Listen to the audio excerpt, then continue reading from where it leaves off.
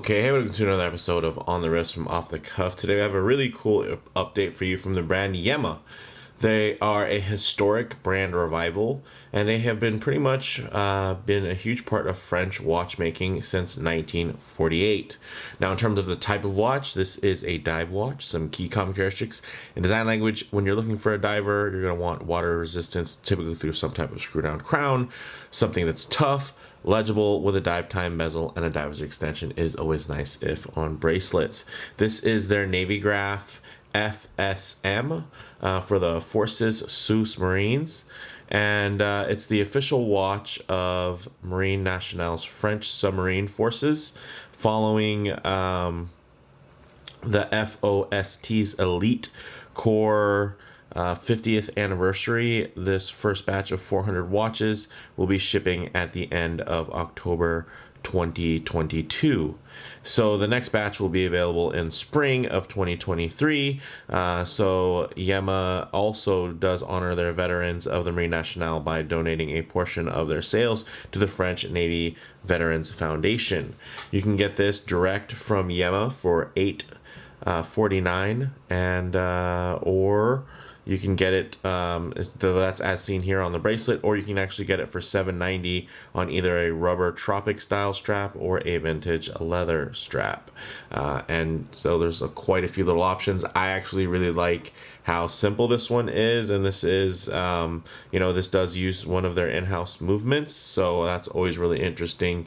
And yeah, I'm happy to get another Yema to share with you guys. So big shout out to Yema for sending this one in for me to give you guys a little look at it. So with that said, let's go ahead, zoom the camera out, get this piece in hand, and take a closer look. All right, guys, so a very nice, subtle, and very subdued layout here. I like the use of colors. You can see it's pretty much black and white with some gray and some red, and I think it's really well appointed. Everything is very symmetrical, and there's nothing that's really too shouty or in your face. So I really dig that. Now, in terms of some of the dimensions, this is a 39 millimeter diameter with a 12.3 millimeter height and a 47.2 millimeter lug to lug. But of course, the way that these lugs, the female end link lays, it actually does extend that lug to lug quite a bit. But honestly, because it's draping, it's going to be different for every wrist. So we'll definitely keep an eye on that when we get to the on-wrist portion of the review. So it is all stainless steel, which is pretty much predominantly brushed, if not all brushed. There might be on the crown, it's slightly polished, but everything else is pretty much brushed on here, and it does give it a nice satin effect, which does give it a very serious kind of tool watch vibe, which I can appreciate, especially considering the theme. Now, the bezel has 120 clicks, it's unidirectional. Ooh. Nice tactile engagement. Quite notchy, but not overly harsh, which is nice. Relatively smooth there with very little play, so I dig that. So very clean. It also does have a sapphire crystal insert for the bezel, and you can see that it does have the markings there for about every hour or every 5 minutes, so that's going to be easy to line up. You do also get a signed screw down crown, and although you can't see it behind this actually really cool Marine Nationale themed case back, check that out. And you can see, of course, a little ode to the submarine that it actually is representing there. Oh, look at that. And you can even see some extra text across the buckle there. So very cool. I like the little details. It's not super in your face with what it's representing. Now the movement, back to that. So it's using the French in-house automatic caliber YEMA2000. So it has 29 joules, beats at 4 hertz or 8 ticks per second, has a 42-hour power reserve, and is actually adjusted to within plus or minus 10 seconds a day. And the maximum rate on this movement is actually plus or minus 25 seconds. So they do a good job of getting it out of the box. Pretty nice for you guys. And you know, again, that's the maximum tolerance, and if it's going to be plus or minus 10, chances are you're going to get something that's going to be even better than that, unless you get really kind of unlucky and get the complete, you know, kind of outlier of the movements that are going to be sent out. So the dial is very simple and very clean, matte black, as you can see. It does have printed indices and painted hands, so very old school, all by design. This isn't something where it's a cost-cutting measure. It's definitely part of the aesthetic itself.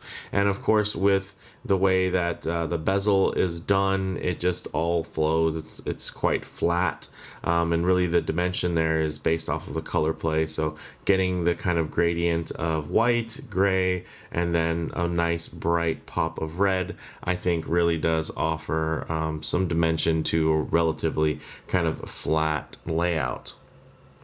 This is using Superluminova C1.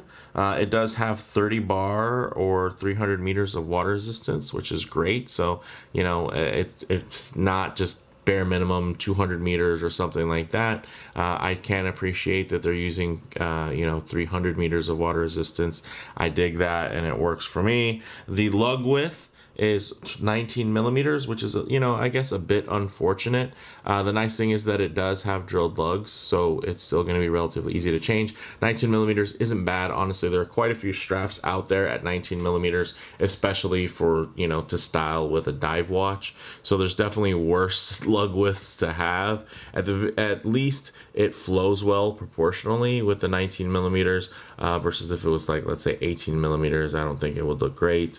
20 probably still would have looked fine, but I think the 19 aesthetic still works and isn't too much of a knock when it comes to aftermarket strap availability. Now, the factory bracelet is a really cool little H-link style that does taper down to 16 millimeters. Pin and collar connectors. Everything is milled on here and solid from the end link all the way through. The outer portion of the clasp isn't, but the folding section is milled. Also, the diver's extension is milled. So this part being stamped, also signed, which is nice, it does help it flow. So check that out. It doesn't step out, jump out, or, you know, really throw anything off balance.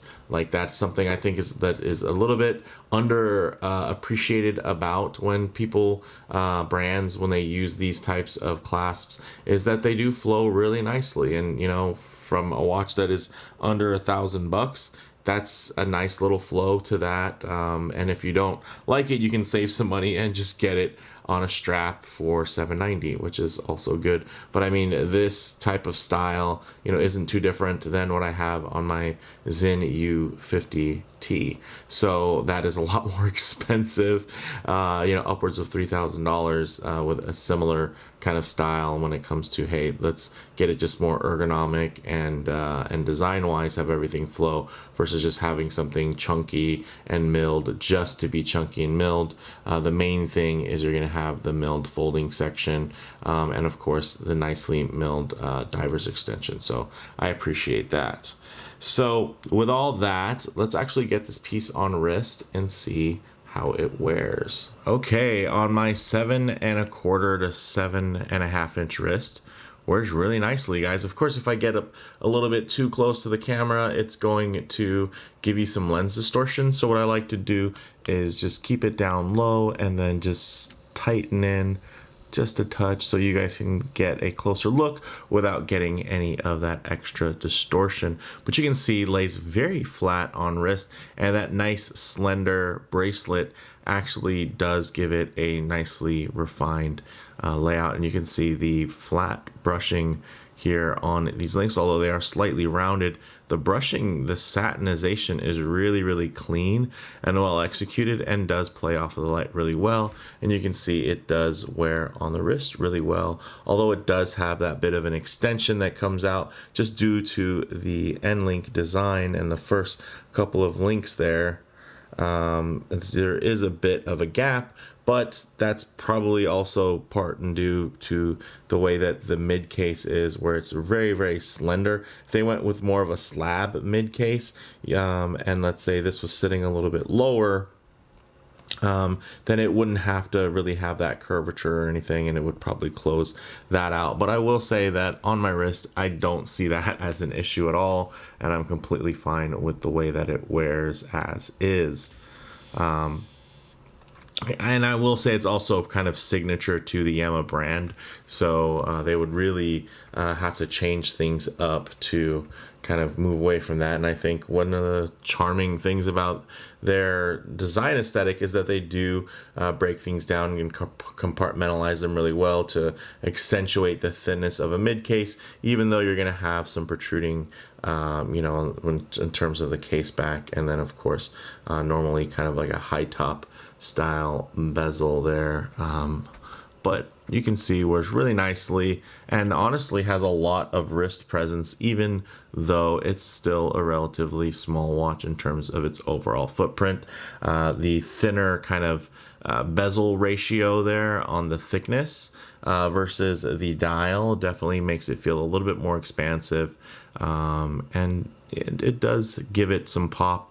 And for those of you with maybe larger wrists or that really enjoy a dive watch with a lot of wrist presence, this is going to keep you guys really happy. So with that said, let's get this off the wrist and get it ready for some Lume shots, low light transition, and closing thoughts. Okay, let's go ahead and hit the lights here. Okay, as you can see, that C1 is doing its job. I definitely like the way that looks, and this definitely is doing a lot better than some of the older Yema models that I've reviewed on my channel previously. So kudos to them, and ultimately this is still a printed layout, and the fact that it's glowing so well just goes to show that, through different iterations and model releases, they have been making an effort to listen to some of the feedback that they get. But one thing I really like to do during these Lume shots is work in some low light transition, because you're not always going to be out in the middle of a field enjoying direct sunlight. A lot of times you're going to find yourself, coming in and out of buildings, walking underneath overhangs, maybe the shade of a tree, or just spending time in your favorite automobile. So it's nice to see what these finishes, colors, and textures render like in less than optimal lighting, to even include some harsh lighting like you're going to see here, which could typically expose any type of production defects within that finish. But you can see it's a really nice, very uniform glide of the light as it goes over that brushed finishing there on the bracelet. Not super high, hairline luxury like finishing, but definitely screams tool watch. And that black dial renders very deep and very black most of the time, you can see there. And it's not going to grab light in any weird or unexpected ways. And it is quite legible, although that seconds hand isn't loomed, which is kind of a no-no for divers. It is thick enough to where you can kind of see it as it actually passes through other indices, especially at the cardinal points, at that 3, 6, and 9. You can see, because there's just a little bit more lume applied, you saw it just sweep right past the 3 o'clock. And just so you guys, if you missed it, you go ahead and take a look now, right before it sweeps past the 6 o'clock portion. You can see it right there. So you do get a nice look, and I will say that the color palette here flows really well, and it's easy, in terms of versatility, to kind of go with anything. So with that said, let's go ahead, snap the lights back on, and get into some closing thoughts. So overall, guys, on the wrist, it does have great classic proportions. It really fits most any situation, with a very sporty and tool feel. It's really not trying to be a luxury wristwatch. watch, so that's not something you have to worry about, any type of ornate detailing or, you know, things going to that 10 or 11th degree in terms of quality. It's just doing what it's supposed to do. Hey, it's a dive watch, it's clean, it's militaristic, and it's very function forward. Now, in terms of model variants, this is also available in your choice, again, of strap, whether it be the rubber or the leather, for $790 versus on Bracelet, as seen here, for $849. In terms of comparable models, there are definitely a lot of vintage inspired divers that are out there, but very few, I think, that are this unique with actual heritage, and I think none probably with an in-house caliber at anywhere close to this price point, apart from Seiko, right? And honestly, people don't really give Seiko any credit. I shouldn't say any credit, but it's not a main focus in terms of in-house movements. I think people kind of have they're just so accustomed to Seiko only doing in-house that you know, it's just not a big deal for most folks. But Yema using an in-house movement is definitely something special because they've used Swiss movements in the past. So I think that's a really nice achievement, and this is a nicer movement that actually does give you some pretty nice specs and tolerances there, which I can absolutely appreciate. So bottom line on this one, this is a quite handsome and capable sports watch, and it does offer a ton of value with very unique heritage. So yeah, this one doesn't do anything wrong. There's not anything weird on it, which I can appreciate, and I do like the theme in terms of you know, the being kind of honoring the military submarine forces. So I think that's really fun. So with that said, let me know what you guys think in the comments below. If you like the video, please do hit like, and if you haven't already, please subscribe for more content just like this. Thanks, guys.